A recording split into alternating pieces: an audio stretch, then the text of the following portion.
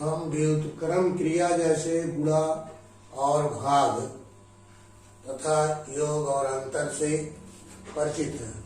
हम इसके बारे में जानते हैं कि गुणा और भाग जैसे एक दूसरे के व्युत्क्रम हैं और योग और अंतर एक दूसरे के व्युत्क्रम हैं। इसी प्रकार समाकलन और अवकलन एक दूसरे के व्युत्क्रम होते हैं। अवकलन का व्युत्क्रम समाकलन होता है। अब इस चीज को समझने के लिए आगे हम बता रहे हैं। देखिए, माना fx का अवकल गुणांक कैपिटल Fx है। माना fx स्मॉल fx का अवकल गुणांक कैपिटल Fx है, अर्थात d/dx fx equal to capital Fx। तो fx का समाकलन, तो fx स्मॉल कैपिटल Fx का समाकलन स्मॉल fx होगा। इसे निम्न प्रकार लिखा जा सकता है। इंटीग्रेशन ऑफ या समाकलन का चिन्ह fx dx बराबर स्मॉल fx होता है। अब इसमें जो ये इंटीग्रेशन का चिन्ह है, f को समाकलन चिन्ह कहते हैं। इसको इंटीग्रेशन का जो चिन्ह लगाए हैं हम, इसको समाकलन का चिन्ह कहते हैं। समाकलन के चिन्ह के अंदर, इसके अंदर देखिए, इसके अंदर जो dx लिखा गया है, dx लिखने का मतलब है कि इस फलन को x के सापेक्ष समाकलन करना है। यदि हम कहीं इस तरीके से लिख देते हैं fx ऐसे अगर लिख देते हैं तो इसका कोई मतलब नहीं। जैसे हम लिखे हैं ठीक है, fx का कोई अर्थ नहीं है, मतलब इसको किसके सापेक्ष हम समाकलन कर रहे हैं इसका कोई मतलब नहीं है, लिखना चाहिए। अब देखिए, इसके कुछ एग्जाम्पल हम दे रहे हैं। जैसे देखिए d/dx sin x, तो d/dx sin x का मतलब अवकलन आप जानते हैं क्या होता है, cos x, और इसका समाकलन क्या हो जाएगा, integration of cos of x dx बराबर sin x। मतलब देखिए जस्ट उल्टा है, sin x का अवकलन cos x और cos x का समाकलन sin x। क्योंकि हम ऊपर बताया है कि अवकलन जो है और समाकलन एक दूसरे के व्युत्क्रम क्रियाएं हैं, समझ ना। इसी प्रकार देखिए e की पावर x का अवकलन अगर हम करते हैं तो e की पावर x होता है, तो इसका जस्ट उल्टा e की power x dx integration of e की पावर x dx बराबर होता है e की पावर x। और इसी प्रकार देखिए d/dx sec of x equal to sec of x tan of x होता है, तो sec x tan x का इंटीग्रेशन होगा sec of x होगा। और इसी प्रकार से d/dx x power n plus 1 बटे n प्लस 1 होता है 1/n प्लस 1, क्योंकि कांस्टेंट हम बाहर कर लेते हैं, इंटू x पावर n का फार्मूला यहाँ लगाएंगे, nx n माइनस 1 होता है, n plus 1 x n plus 1 minus 1 बराबर हो जाएगा आपका x पावर n। इसका मतलब d/dx x power n plus 1 बटा n प्लस 1 का बराबर होता है x पावर n। तो इसका जस्ट उल्टा integration of x power n dx होता है x पावर n प्लस 1 बटा n प्लस 1, समझ ना। इसी प्रकार से कुछ अचर जैसे पद हो, किसी मतलब फंक्शन में उसमें अचर पद हो, तो उसका अवकलन या समाकलन हम कैसे करते हैं देखिए। तो देखिए d/dx sin x plus c, जैसे sin of x plus c, तो देखिए आप जानते हैं sin x का अवकलन cos of x होता है, और जो कांस्टेंट है कांस्टेंट का अवकलन 0 होता है, ठीक है। अब देखिए इसका जो है समाकलन क्या होगा cos x का, तो integration of cos of x dx होगा sin of x, क्योंकि यहाँ sin x लिखा है, sin of x plus c। अब देखिए c जो लिखा गया है यहाँ तो ठीक है, लेकिन अन्य प्रश्नों में जैसे c का मान ज्ञात करने के लिए दिए हुए प्रश्न में प्रतिबंध कुछ दिया रहेगा, उसकी सहायता से c का मान हम ज्ञात कर सकते हैं। बहरहाल यहाँ कोई प्रतिबंध तो है नहीं, सीधे बताना है कि sin x प्लस c का अवकलन क्या होता है cos x, और cos x का समाकलन होता है साइन एक्स प्लस सी होता है। इसी प्रकार देखिए D by d x x square plus 2 जैसे है, मान लीजिए एक्स स्क्वायर प्लस 2, तो इसका जो है अवकलन हो जाएगा एन एक्स एन माइनस 1, तो 2x 2 माइनस 1 बराबर हो जाएगा 2x। अब इसी प्रकार से 2x का समाकलन क्या होगा, इंटीग्रेशन ऑफ 2x dx, तो हो जाएगा 2। अब यहां देखिए 2x लिखा है, x मतलब x पावर 1, तो 2x की पावर 1 प्लस 1 बटा n प्लस 1। और अब कांस्टेंट के लिए ज्ञात के लिए प्लस सी हम लिख देते हैं, समझ रहे हैं। यहाँ जैसे 2 लिखा है तो 2 हमें इसका इंटीग्रेशन अगर करना हो तो ये तो मालूम नहीं है इससे कांस्टेंट क्या है उसके आगे, तो हम कोई कांस्टेंट हम c लिख देते हैं प्लस c करके। अब देखिए इसको सरल करेंगे एक्स स्क्वायर प्लस सी, तो 2x का इंटीग्रेशन हुआ एक्स स्क्वायर प्लस सी, और इस c का मान प्रश्न में अगर कोई प्रतिबंध दिया गया है तो उसकी सहायता से c का मान ज्ञात कर लेते हैं। समाकलन ज्ञात करने के कुछ प्रारंभिक सूत्र हम यहाँ लिख रहे हैं, प्रारंभिक सूत्र जो कि अवकलन की सहायता से लिखे गए हैं, क्योंकि आप जानते हैं कि अवकलन जो है समाकलन अवकलन की विपरीत प्रक्रिया है। तो इसकी सहायता से यहाँ कुछ अवकलन और समाकलन के सूत्र हम बता रहे हैं। देखिए जैसे log ऑफ x का अवकलन होता है 1/x, तो इसका जो है व्युत्क्रम हो जाएगा इंटीग्रेशन ऑफ 1/x dx होता है log ऑफ x। देख रहे हैं, जस्ट अपोजिट है। log ऑफ x का 1/x अवकलन है, 1/x का समाकलन log ऑफ x होगा। इसी प्रकार से D by d x E power x बराबर एक पावर एक्स यहाँ लिखा गया है। तो देखिए इसका व्युत्क्रम, इसका जो है समाकलन हम लिखेंगे तो बराबर ये हो जाएगा, तो integration of E power x बराबर एक पावर एक्स हो जाएगा। ऐसे देखिए ए की पावर एक्स है, ए की पावर एक्स का जो है अवकलन डी बाई डी एक्स ए की पावर एक्स होता है एक पावर एक्स log ए बे सी होता है। तो इसका जो है समाकलन देखिए यहाँ ए की पावर एक्स का समाकलन, अब इसमें देखिए कांस्टेंट ए लिखा गया है, ठीक ना। तो चूंकि इसका समाकलन हम यहाँ से लिखेंगे एक पावर एक्स इंटीग्रेशन ऑफ एक पावर एक्स डीएक्स, तो हो जाएगा ये जो कांस्टेंट वाला इससे इधर भाग दे देंगे, तो एक पावर एक्स log ए बे सी हो जाएगा बटे मतलब ए की पावर एक्स डीएक्स का समाकलन होगा ए की पावर एक्स बटे log ऑफ ए बेस ई हो जाएगा, समझ रहे ना। इसमें इधर जो कांस्टेंट था उससे भाग दे दिए हैं। और इसी प्रकार देखिए साइन एक्स का, हाँ देखिए इसी प्रकार से साइन एक्स है, साइन एक्स का अवकलन हम जानते हैं कास ऑफ एक्स होता है, तो कास एक्स का समाकलन क्या हो जाएगा, साइन एक्स हो जाएगा, कास एक्स का समाकलन साइन ऑफ एक्स हो जाएगा। और ऐसे अगर कास एक्स का अवकलन होता है माइनस साइन एक्स, तो साइन एक्स का समाकलन हो जाएगा माइनस कास से हो जाएगा, क्योंकि इधर माइनस है, माइनस पक्षांतर करेंगे तो इधर माइनस हो जाएगा, तो साइन का समाकलन हो जाएगा माइनस कास ऑफ एक्स हो जाएगा। ऐसे है tan एक्स का अवकलन होता है सेक स्क्वायर एक्स, तो सेक स्क्वायर का समाकलन हो जाएगा tan ऑफ एक्स। और काट ऑफ एक्स है अगला, देखिए काट ऑफ एक्स है, ऐसे काट ऑफ एक्स का अवकलन होता है माइनस कॉसेक स्क्वायर एक्स, तो कॉसेक स्क्वायर एक्स dx होगा माइनस काट ऑफ एक्स होगा। और इसी प्रकार से sec of x d by d x sec of x होगा सेक एक्स tan एक्स, तो सेक एक्स tan एक्स का integral of d sec x tan x dx बराबर हो जाएगा सेक ऑफ एक्स हो जाएगा। और कॉसेक ऑफ एक्स का अवकलन D by d x cosec of x हो जाएगा माइनस कॉसेक एक्स इंटू काट ऑफ एक्स, तो कॉसेक एक्स इंटू काट ऑफ एक्स का समाकलन हो जाएगा माइनस कॉसेक ऑफ एक्स। इसी प्रकार देखिए इनवर्स वाले कुछ फंक्शन दिए गए हैं, इनका अवकलन क्या होता है और इनका समाकलन क्या होता है देखिए, तो D by d x sine inverse x का जो है अवकलन होता है 1/√1 माइनस एक्स स्क्वायर, तो देखिए D by d x 1/√1 minus x square होगा साइन इनवर्स एक्स, बिल्कुल जस्ट अपोजिट, ठीक ना।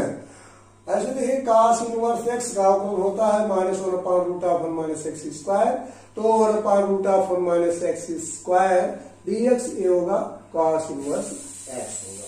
माइनस करके लिखा जा रहा है, ठीक ना। माइनस 1/√(1 माइनस एक्स स्क्वायर का समाकलन हो जाएगा cos इनवर्स x। और ऐसे tan इनवर्स x का अवकलन होता है 1/1 प्लस एक्स स्क्वायर, तो इसका हो जाएगा 1/1 प्लस एक्स स्क्वायर का समाकलन हो जाएगा tan इनवर्स x हो जाएगा। और 13वां देखिए ऐसे cot इनवर्स x का अवकलन होता है -1/1 प्लस एक्स स्क्वायर, तो हो जाएगा -1/1 प्लस एक्स स्क्वायर का समाकलन हो जाएगा cot इनवर्स x। और sec इनवर्स x का जो है अवकलन होता है 1/x स्क्वायर -1, तो 1/x स्क्वायर -1 होता है का समाकलन होता है sec इनवर्स x होता है। ऐसे cosec इनवर्स x का अवकलन होता है -1/x स्क्वायर -1 होता है, तो इसका इंटीग्रेशन देखिए, इंटीग्रेशन ऑफ -1/x स्क्वायर -1 होता है cos इनवर्स x। इस प्रकार से ये कुछ जो है प्रारंभिक सूत्र जो है समाकलन और अवकलन के, ये हम बता रहे हैं। इसका उपयोग जो है अगले प्रश्नों में करना है, तो विद्यार्थी अपने सहायता के लिए ऐसे सूत्रों को जो है कंठस्थ करने की आवश्यकता है। तो ऐसे सूत्रों को याद कर लेंगे तो देखिए दोनों में लाभ होगा आपको। अवकलन के प्रश्नों को करने में लाभ होगा और साथ साथ समाकलन जो आप पढ़ रहे हैं उससे संबंधित प्रश्नों को हल करने में आपको लाभ होगा, इसलिए इसको आप विधिवत याद कर लें। देखिए अब इस पर आधारित जो है क्वेश्चन बता रहे हैं, इस पर आधारित क्वेश्चन बता रहे हैं। पहला क्वेश्चन देखिए, इसमें है integration of x dx। Integration of x dx का मतलब हुआ कि इसका पावर 1 है। तो देखिए आपको बताया गया है integration of x power n dx होता है x पावर n प्लस 1 बटे n प्लस 1।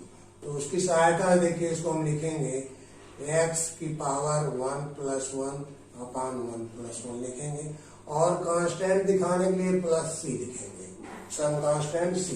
तो ये आपका हो गया x स्क्वायर बटे 2 प्लस c हो जाएगा। तो ये इंटीग्रेशन ऑफ x dx का समाकलन हो गया x स्क्वायर बटे 2 प्लस c हो गया। ऐसे देखिए दूसरा क्वेश्चन है आपका integration of x power 8 dx, है ना। तो देखिए ये भी जो है आपका x पावर n के रूप का है फलन, तो x पावर n के रूप का फलन है, तो x पावर n का समाकलन आप जानते हैं, x पावर n का समाकलन x पावर n प्लस 1 बटे n प्लस 1, उसकी सहायता से इसको हम लिख देंगे, तो बराबर हो जाएगा x की पावर 8 प्लस 1 बटे 8 प्लस 1 और प्लस सम कांस्टेंट c। तो ये आपका हो जाएगा देखिए x पावर 9 प्लस c हो जाएगा। ऐसे देखिए अगला सवाल, ठीक है ना। ऐसे अगला क्वेश्चन है देखिए, ये लिखा गया integration of 1/x root of x dx। तो यहाँ देखिए जैसे आप समझ नहीं पा रहे हैं क्या है, इसको जरा सरल कर लीजिए, तो हो जाएगा देखिए 1/x रूट ऑफ x लिखा गया है। x माने x पावर 1, x माने है x पावर 1 और रूट ऑफ x का मतलब है x पावर 1/2। समझ रहे हैं। अब गुणा में घातें जुड़ती हैं, आप जानते हैं 1 धन 1/2, 2 3 2 1 3/2 हो जाएगा। तो यहाँ हम लिखेंगे x की पावर 3/2 हो जाएगा कुल मिला करके, और यहाँ dx लिखेंगे। समझ ना। और अब इसके बाद देखिए इसको हम लिख सकते हैं x की पावर ऊपर अगर ले जाएंगे तो -3/2 dx हो जाएगा। अब देखिए ये आपका जो है x पावर n के रूप का फलन है, तो x पावर n का जो है सूत्र आप इसमें लगा दीजिए, तो इसमें हो जाएगा x पावर -3/2 प्लस 1 और -3/2 प्लस 1 हो जाएगा और प्लस c हो जाएगा। आप देखिए इसको सरल कर लीजिए, क्या हो जाएगा 2 हो जाएगा। तो x की पावर -1/2 होगा, इसको सरल करेंगे। 2 -3 + 2 कितना हो जाएगा? -1/2 ही है, और बटे हो जाएगा -1/2 और +c हो जाएगा। चाहे इसको ऊपर आप ले जाइए तो हो जाएगा क्या? -2 बटे, इसको नीचे आप लाएंगे तो √(x) हो जाएगा और +c हो जाएगा। समझ रहे ना? ऐसे आपका देखिए अगला है 6वां सवाल है, आपको यहां बता रहे हैं। देखिए 6वां सवाल है कि इंटीग्रल ऑफ z की पावर -1/3 dz। सवाल ये है आपका z की पावर -1/3 dz है। तो देखिए आपको बताया गया कि इंटीग्रेशन के अंदर जो जैसे dx या dz या dy लिखा गया है, इसका मतलब आपको पहले शुरू में हम बताए हैं। इसका मतलब है कि जैसे dz लिखा गया है तो दिए गए फलन को z के सापेक्ष समाकलन करना है। आपको हम बताए थे dx का मतलब था कि x के सापेक्ष समाकलन करना, ठीक ना? तो यहाँ dz लिखा है तो z के सापेक्ष इसको समाकलन करना है। तो देखिए लिखा गया इंटीग्रेशन ऑफ z की पावर -1/3 dz। तो ये जो है x पावर n के रूप का फलन है, x पावर n का फार्मूला अप्लाई करेंगे इसमें। तो हो जाएगा z की पावर हो जाएगा -1/2 + 1 बटे, अरे गड़बड़ हो रहा है, चल नहीं रहा है।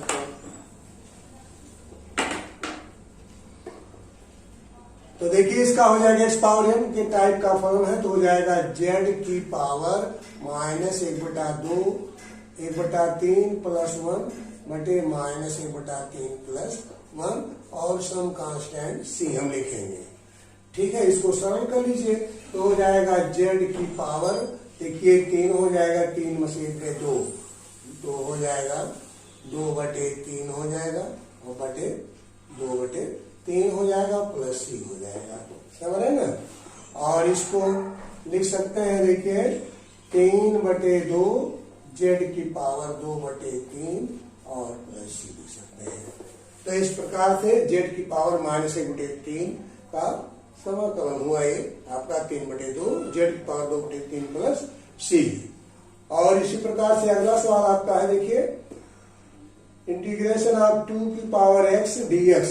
तो 2 पावर x dx का जो है समाकलन लिखना है इसका। तो इसमें देखिए किस टाइप का फलन है, आपको बताया गया a की पावर x। तो a की पावर x का इंटीग्रेशन आपको बताया गया है, integration of a power x dx बताया गया है a की पावर x बटे 1 पावर x बटे log ऑफ a base। ये होता है। तो इस आधार पर इसको हम लिखेंगे, देखिए तो हो जाए 2 घात x है तो 2 घात x लिखेंगे बटे log ऑफ 2 base + c लिखेंगे। इस आधार पर ये लिखा गया है, ठीक है। अब ऐसे देखिए अगला प्रश्न है आपका, अगला प्रश्न है इंटीग्रेशन ऑफ dx बटे cos of x into cot of x। तो देखिए कुछ फंक्शन आपको ऐसे मिलेंगे कि सीधे सीधे जो मानक रूप में नहीं होंगे, उनमें कुछ गुणा भाग करना पड़ेगा, उसके बाद वो सरल करने पर ही जो है मानक रूप में होते हैं, जिसका आपको समाकलन मालूम है। तो इसमें देखिए हम क्या कर सकते हैं, इसको सरल करिए तो इंटीग्रल ऑफ 1/cos है, तो इसको हम लिख सकते हैं 1/cos sec ऑफ x लिख सकते हैं, sec ऑफ x लिख सकते हैं, और 1/cot को लिख सकते हैं tan ऑफ x लिख सकते हैं और dx लिख सकते हैं। समझ रहे ना? तो देखिए आपको मालूम है sec x का अवकलन होता है sec x tan x होता है, तो sec x tan x का समाकलन क्या हो जाएगा? sec x हो जाएगा।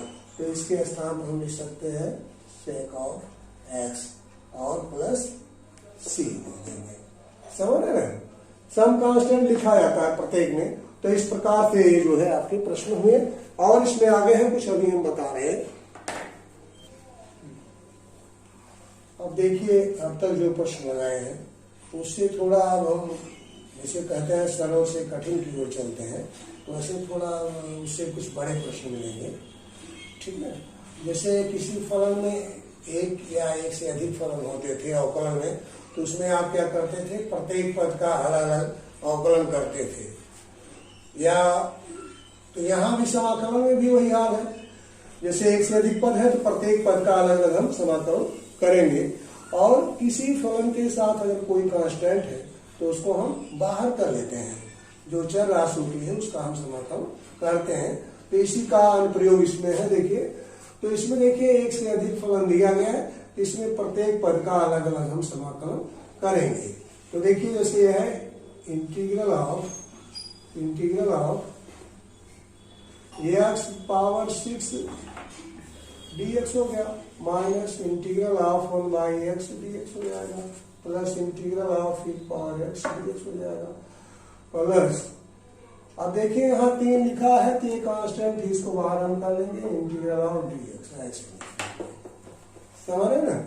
अब देखिए ये x पावर n के रूप का है फंक्शन, तो इसको हम लिखेंगे x पावर 6 + 1 बटे 6 + 1, वही सूत्र लगाएंगे x पावर n वाला, माइनस देखिए 1/x है, इंटीग्रल ऑफ 1/x, इसका क्या होगा, देखिए log x का अवकलन होता है 1/x का समाकलन क्या हो जाएगा, log ऑफ x हो जाएगा, और प्लस e पावर x का समाकलन होता है e पावर x होता है, और प्लस फिर यहाँ इंटीग्रल ऑफ dx लिखा गया है, जरा इसको ध्यान दीजिए, इंटीग्रल ऑफ dx माने यहाँ 1 है, तो 1 का समाकलन क्या होगा ये जानना है।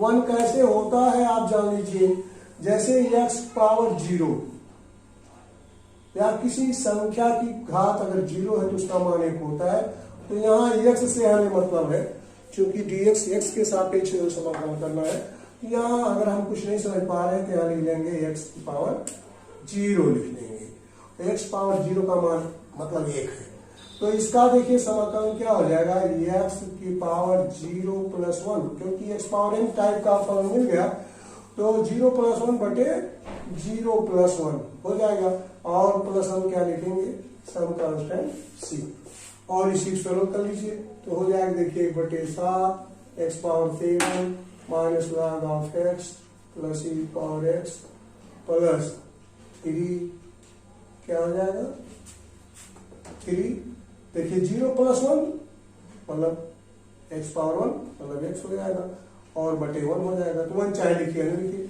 और प्लस c। तो इस प्रकार से इसका जो है ये समाकलन हुआ।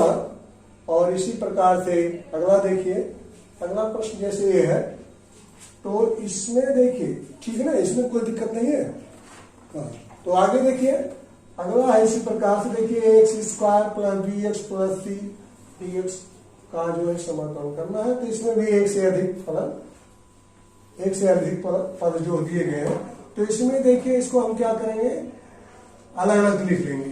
तो पहला पद है ax², a कांस्टेंट है, a को बाहर हम कर लेंगे, और इंटीग्रल ऑफ x² dx लिखेंगे, फिर प्लस b बाहर कर लेंगे, इंटीग्रल ऑफ x dx लिखेंगे, और प्लस c कांस्टेंट है तो इसको बाहर कर लेंगे, हो गया।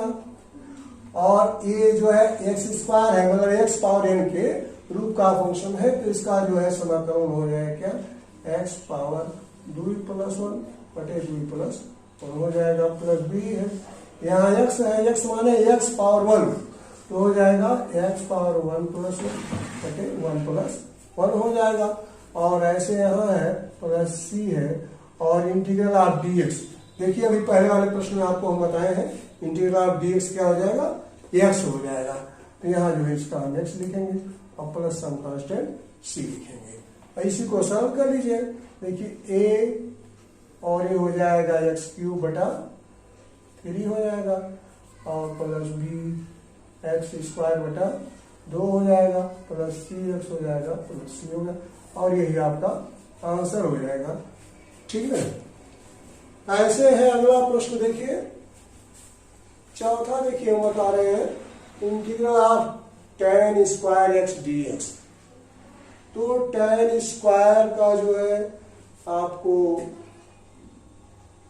समाकलन मालूम है, नहीं मालूम है, ठीक ना, इसका समाकलन नहीं मालूम है तो इसको दूसरे त्रिकोणमितीय अनुपात में हम चेंज करेंगे। कैसे चेंज करेंगे, देखिए इंटीग्रल ऑफ, देखिए आप जानते हैं सब संख्या से 1 प्लस tan स्क्वायर बराबर होता है sec स्क्वायर होता है, तो tan स्क्वायर बराबर हम लिख सकते हैं sec स्क्वायर माइनस 1।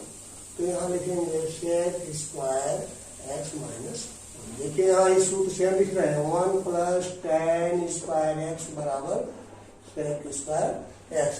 तो यहाँ से tan स्क्वायर का मान अगर हमें लिखना हो तो tan स्क्वायर x बराबर हो जाएगा sec स्क्वायर x माइनस 1। तो ये sec स्क्वायर माइनस 1 हो गया, dx हो गया। अब एक से अधिक पद है, सबका अलग अलग लिख लीजिए। Integral of sec square x dx minus integral of dx हो जाएगा। अब देखिए sec स्क्वायर x dx ये है आपका, तो sec स्क्वायर का समाकलन क्या होगा, tan x होता है, क्योंकि tan x का कौन होता है sec स्क्वायर, तो sec स्क्वायर का होता है tan ऑफ x होगा और माइनस इंटीग्रल ऑफ dx, तो इसका क्या हो जाएगा, x हो जाएगा प्लस सम कांस्टेंट c हो गया। समझ रहे हैं, तो इस प्रकार से हुआ आपका, ठीक है। अब इसके बाद जो है अगला है पांचवा प्रश्न है। देखिए पांचवा प्रश्न है, जैसे ये आपका दिया गया है 3x माइनस 2 बटे x plus e power x दिया गया है dx। तो इसमें जो है देखिए इसमें आप क्या करेंगे, थोड़ा कुछ इसको सरल कर लेंगे। समझ रहे ना, सरल कैसे करेंगे, देखिए ध्यान दीजिए, सरल करेंगे कैसे, देखिए इसमें हम लिख सकते हैं इंटीग्रल ऑफ 3x माइनस 2 बटे x है, तो इसको लिख सकते हैं 3x बटे x माइनस 2 बटा x plus e power x। समझ रहे ना, ऐसे आप लिख लीजिए। और फिर इसके बाद इंटीग्रल आप देखिए 3x बटा x, तो यहाँ से जो है x कट जाएगा ऊपर नीचे, बचेगा आपका 3, तो 3 बाहर कर लीजिए, dx लिख लीजिए, माइनस 2 बाहर करिए इंटीग्रल ऑफ dx बटा x लिख लीजिए, plus integral of e power x dx आप लिख लेंगे। समझ ना, सबको अलग अलग हम लिख ले। अब देखिए 3 और इंटीग्रल ऑफ dx का क्या हो जाएगा, x हो जाएगा, माइनस 2 इंटीग्रल ऑफ dx बटा x, मतलब 1/x dx है, तो क्या होगा, log ऑफ x हो जाएगा, तो log ऑफ x आप लिख देंगे, और प्लस e पावर x का समाकलन e पावर x होता है, और प्लस सम कांस्टेंट c आप लिखेंगे, और यही आपका आंसर हो गया। समझ रहे ना। इसके बाद देखिए आपका अगला प्रश्न दिया गया है, छठवां है 1/1 minus sine of x dx, ये दिया गया है, ठीक ना। तो इसमें देखिए इसको कैसे लगाएंगे, आप देखिए जो सरल से कठिन मतलब थोड़ा बड़े क्वेश्चन होते जाएंगे, उसमें कहीं कहीं कुछ ट्रिक थोड़ी सोचनी पड़ेगी कि हम क्या करेंगे। जैसे देखिए अब 1/1 माइनस साइन x है, तो ऐसा कोई फार्मूला आप नहीं जान रहे हैं, सीधे सीधे इसमें अप्लाई कर दें, ऐसा तो है नहीं। इसलिए ऐसे में हम इसको क्या करेंगे कि इसको सरल करके, गुणा भाग करके, इसको जो आप फार्मूला जानते हैं उस रूप में इसको चेंज कर लेते हैं। तो देखिए कैसे आप चेंज करेंगे, देखिए integral of 1/1 minus sine x है। हम क्या कर सकते हैं इसमें, इसके हर के संयुग्मी से आप गुणा कर दीजिए, 1 प्लस साइन x और 1 प्लस साइन x, और हर में इसके संयुग्मी से गुणा कर दे रहे हैं, ठीक है। तो अब इसके बाद देखिए हो जाएगा 1 plus sign of x upon, ये हो जाएगा देखिए 1 माइनस साइन, 1 प्लस साइन का मतलब हो जाएगा 1 माइनस साइन स्क्वायर हो जाएगा, 1 माइनस साइन स्क्वायर हो जाएगा, और dx लिखेंगे, ठीक है। अब देखिए 1 माइनस साइन स्क्वायर क्या हो जाएगा, कास स्क्वायर हो जाएगा, तो यही लिख दे रहे हैं आगे देखिए 1 प्लस साइन ऑफ x बटे कास स्क्वायर x dx हो जाएगा। अब क्या करेंगे, इसको अलग अलग पार्ट में तोड़ लेंगे, तो हो जाएगा integral of 1 cos square integral of 1 cos square x dx plus sine x बटा कास स्क्वायर x और dx। तो देखिए इसको लिख सकते हैं 1 कास स्क्वायर को हो जाएगा sec स्क्वायर x dx, और इसको क्या लिख सकते हैं, इंटीग्रल ऑफ, देखिए साइन बटे कास हो जाएगा tan x, और 1 बटे कास बच रहा है तो इसको हम लिख देंगे sec ऑफ x और dx हो जाएगा। आएगा समझ में? यहाँ ध्यान दीजिए, इसको तोड़ लेंगे, साइन बटे कास और इंटू 1/कास होगा, तो साइन बटे कास का tan हो जाएगा और 1 बटे कास का हो जाएगा sec हो जाएगा। तो अब देखिए इसका इंटीग्रल करिए, तो sec स्क्वायर x dx इसका हो जाएगा tan of x, tan of x हो जाएगा, और प्लस यहां देखिए sec x tan x है, तो देखिए sec x का अवकलन आप जानते हैं sec x tan x होता है, तो इसका हो जाएगा sec x tan x का इंटीग्रल क्या हो जाएगा, sec x हो जाएगा, क्योंकि sec x tan x sec x का अवकलन होता है। और देखिए 1/cos स्क्वायर का हो जाएगा integral of sec square x dx plus integral of sine बटे कास, को तोड़ लेंगे, साइन बटे कास स्क्वायर है तो साइन बटे कास tan हो जाएगा और 1/cos क्या हो जाएगा, sec हो जाएगा, तो tan x into sec x dx हो जाएगा। अब देखिए sec स्क्वायर x dx का समाकलन हो जाएगा tan ऑफ x होता है, प्लस यहाँ sec x tan x है तो sec x का अवकलन होता है sec x tan x, तो इसका समाकलन हो जाएगा sec x और प्लस सम कांस्टेंट c, और इस प्रकार से ये जो है आपका आंसर हुआ।